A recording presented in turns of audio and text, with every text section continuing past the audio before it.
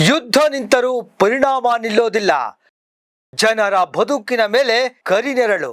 ಇತ್ತೀಚೆಗೆ Gaza strip ಪ್ರದೇಶದ ಸಂಘರ್ಷ ಸೇರಿದಂತೆ ಜಗತ್ತಿನ ಹಲವೆಡೆ ನಡೆದ ಯುದ್ಧಗಳಿಗೆ ವಿರಾಮ ಘೋಷಿಸಲಾಗಿದೆ. ಯುದ್ಧ ವಿರಾಮ ಅನ್ನೋದು ಕೇವಲ ಯುದ್ಧದಲ್ಲಿರುವ ದೇಶಗಳಿಗೆ ಮಾತ್ರ ಅಲ್ಲ, ಇಡೀ ಮಾನವ ಕುಲಕ್ಕೆ ಬಹಳ ಮುಖ್ಯ. ಯುದ್ಧದಿಂದ ಉಂಟಾಗುವ ಸಾವು ನೋವು ಕಷ್ಟ ನಷ್ಟಗಳ ಪರಿಣಾಮ ಅತೀವ ಗಂಭೀರವಾಗಿರುತ್ತೆ.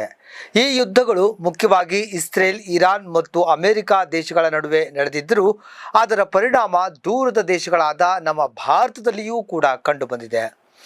ಜಾಗತೀಕರಣದ ಯುಗದಲ್ಲಿ ಒಂದು ಪ್ರದೇಶದ ಯುದ್ಧ ಇಡೀ ಜಗತ್ತಿನ ಆರ್ಥಿಕತೆ ಮತ್ತು ಜನಜೀವನವನ್ನು ಅಲುಗಾಡಿಸುತ್ತೆ. ಯುದ್ಧ ಆರಂಭವಾದ ಕೂಡಲೇ ನಮ್ಮ ದೇಶದಲ್ಲೂ ಅನೇಕ ಸಮಸ್ಯೆಗಳು ಕಂಡುಬಂದವು. ಗ್ಯಾಸ್ ಸಿಲಿಂಡರ್ ಸರಬರಾಜಿನಲ್ಲಿ ವ್ಯತ್ಯಯ ಉಂಟಾಯಿತು. ಪೆಟ್ರೋಲ್ ಮತ್ತು ಡೀಸೆಲ್ ಕೊರತೆ ಕಂಡುಬಂತು. ಸಾರಿಗೆ ವೆಚ್ಚ ಹೆಚ್ಚಾಗಿ ದಿನನಿತ್ಯದ ವಸ್ತುಗಳ ಬೆಲೆ ಏರಿಕೆಯಾಯಿತು. ಹೋಟೆಲ್, ರೆಸ್ಟೋರೆಂಟ್ ಮತ್ತು ಪಿಜಿಗಳಂತಹ ಉದ್ಯಮಗಳು ತಾತ್ಕಾಲಿಕವಾಗಿ ಮುಚ್ಚಲ್ಪಟ್ಟವು. ಇದರಿಂದ ಅಸಂಘಟಿತ ಕಾರ್ಮಿಕರು ಉದ್ಯೋಗ ಕಳೆದುಕೊಂಡು ಸಂಕಷ್ಟಕ್ಕೆ ಸಿಲುಕಿದ್ರು. ಇದರಿಂದ ಜನರ ಜೀವನ ಶೈಲಿಯಲ್ಲೂ ಬದಲಾವಣೆ ಕಂಡುಬಂತು. ಗ್ಯಾಸ್ ಬದಲಿಗೆ ವಿದ್ಯುತ್ ಸ್ಟವ್, ಸೀಮೆ ಎಣ್ಣೆ, ಮರದ ಇಂಧನ ಬಳಸುವ ಪರಿಸ್ಥಿತಿ ಎದುರಾಯಿತು. ವಾಹನ ಬಳಕೆ ಕಡಿಮೆಯಾಗಿ ಜನರು ಬಸ್ ಮತ್ತು ಸೈಕಲ್ಗಳತ್ತ ಮುಖ ಮಾಡಿದರು.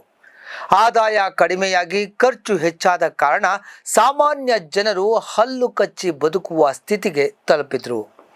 ಯುದ್ಧದ ನೇರ ಪರಿಣಾಮ ಬಡವರು ಮತ್ತು ಮಧ್ಯಮ ವರ್ಗದವರ ಮೇಲೆ ಹೆಚ್ಚು ಬೀಳುತ್ತೆ. ಅವರ ಜೀವನ ಅಸ್ತವ್ಯಸ್ತವಾಗುತ್ತೆ. ಆದರೆ ಇಂತಹ ಸಂದರ್ಭಗಳಲ್ಲಿ ಸರ್ಕಾರಗಳು ಇದು ಜಾಗತಿಕ ಸಮಸ್ಯೆ ಅಂತ ಹೇಳಿ ಜನರ ನೋವನ್ನು ಸಾಮಾನ್ಯಗೊಳಿಸುವ ಪ್ರಯತ್ನ ಮಾಡ್ತವೆ. ಮತ್ತೊಂದೆಡೆ ಕೆಲವು ರಾಜಕೀಯ ನಾಯಕರು ತಮ್ಮ ಲಾಭಕ್ಕಾಗಿ ಜನರ ಭಾವನೆಗಳನ್ನು ಕೆರಳಿಸಿ ಸಮಾಜದಲ್ಲಿ ವಿಭಜನೆಯನ್ನು ಉಂಟು ಮಾಡುವ ಪ್ರಯತ್ನವನ್ನು ಕೂಡ ಮಾಡ್ತಾರೆ. ಯುದ್ಧ ನಿಂತರೂ ಯುದ್ಧೋನ್ಮಾದ ನಿಲ್ಲೋದು ಸುಲಭವಲ್ಲ. ಯುದ್ಧ ಕೇವಲ ಗಡಿಗಳಲ್ಲೇ ನಡೆಯುವುದಿಲ್ಲ, ಅದು ಜನರ ಮನಸ್ಸಿನಲ್ಲೂ ನಡೆಯುತ್ತೆ. ದ್ವೇಷ, ಅಸಹಿಷ್ಣುತೆ ಮತ್ತು ಭಯವನ್ನು ಬಿತ್ತುತ್ತೆ. ಈ ಮನೋಭಾವ ಯುದ್ಧದ ನಂತರವೂ ಮುಂದುವರಿಯುತ್ತೆ. ಡಿಜಿಟಲ್ ಯುಗದಲ್ಲಿ ಈ ಸಮಸ್ಯೆ ಇನ್ನಷ್ಟು ಗಂಭೀರವಾಗಿದೆ. ಸಾಮಾಜಿಕ ಮಾಧ್ಯಮಗಳಲ್ಲಿ ಸುಳ್ಳು ಸುದ್ದಿ, ಅತಿರಂಜಿತ ವರದಿಗಳು ಮತ್ತು ಕೆರಳಿಸುವ ವಿಷಯಗಳು ವೇಗವಾಗಿ ಹರಡುತ್ತವೆ. ಇದರಿಂದ ಜನರ ಮನಸ್ಸುಗಳಲ್ಲಿ ಭಯ ಮತ್ತು ಕೋಪ ಹೆಚ್ಚಾಗುತ್ತೆ. ಹೀಗಾಗಿ ಯುದ್ಧ ವಿರಾಮ ಮಾತ್ರ ಸಾಕಾಗೋದಿಲ್ಲ, ಶಾಂತಿ ಸ್ಥಾಪನೆಗೆ ಸಮಾಜ ಎಲ್ಲ ವಲಯಗಳ ಸಹಕಾರವೂ ಅಗತ್ಯ. ಮಾಧ್ಯಮಗಳು ಜವಾಬ್ದಾರಿಯಿಂದ ವರ್ತಿಸಬೇಕು. ಶಿಕ್ಷಣ ವ್ಯವಸ್ಥೆ ಮಾನವೀಯ ಮೌಲ್ಯಗಳನ್ನು ಬೆಳೆಸಬೇಕು. ಜನರು ಪರಸ್ಪರ ಸಹಕಾರ ಮತ್ತು ಸಹಬಾಳ್ವೆಯನ್ನು ಉತ್ತೇಜಿಸಬೇಕು.